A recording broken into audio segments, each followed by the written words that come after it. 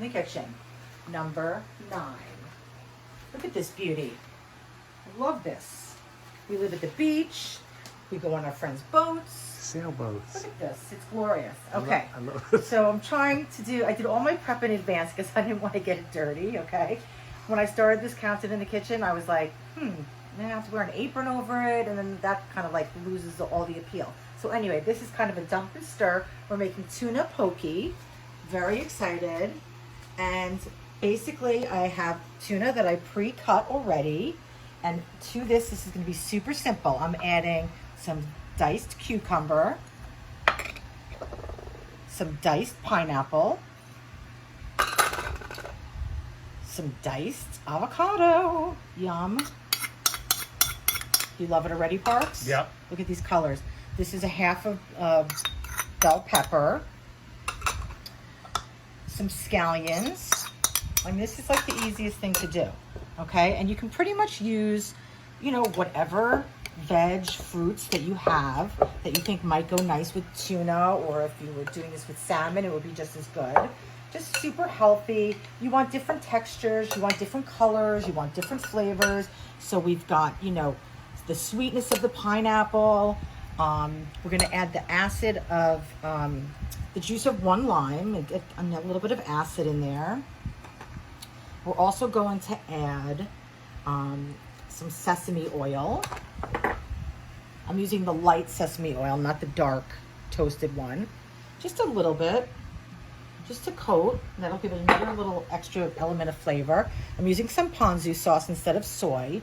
I like the flavor of it. And this is really to taste, you know, however much soy you like on it. I kind of like a lot, okay? And then as for final touches, and again, this is really, it's so personal, you guys. I'm gonna add about a tablespoon of toasted sesame seeds, and that's gonna give it a great crunch. I'm gonna add some chili flakes for a little bit of heat. Not too much, because Parks doesn't like it too hot. I'm gonna add a little bit of Himalayan pink salt. Mix that all together. This is so yummy. This is great for a dinner party, and you could serve it with chips. You can just have it in bowls like this for dinner, which is what we're gonna do. And you could put, you know, cooked rice on the bottom of this. You could put chopped spinach, chopped kale, you know, brown rice, sushi rice. We're not gonna use any rice tonight. You could fry up some wontons and crack those over the top, and that would really be lovely for an extra texture. And then as a final touch, I add some sliced almonds to the top, and that'll give us a really nice nutty flavor and extra crunch. And if you don't like almonds, another alternative would be peanuts, or you could add macadamia nuts. Parker's smiling. What's going on? I'm starving. You're starving? Yeah, I can't wait to taste this. I mean, seriously, guys, that's it. I know, you know, I cut everything in advance, but you could do that in advance yourself, cut everything, and then when your family gets home or your friends come over, you just dump and stir. You don't want to put any of the soy sauce on it in advance, because it'll turn it a little bit. It kind of cooks the sushi. So do it at the very last minute, but have all your mise en place ready to go, and it's gorgeous, right?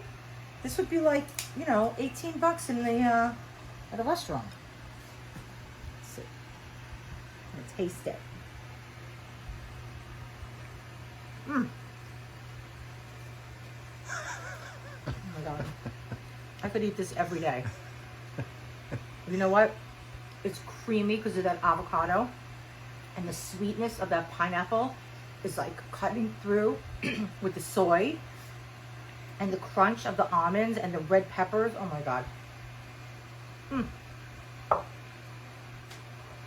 So good. You know what? You can do this. I know you can. Cook with me, guys. I gotta end this video to eat this. I'm starving.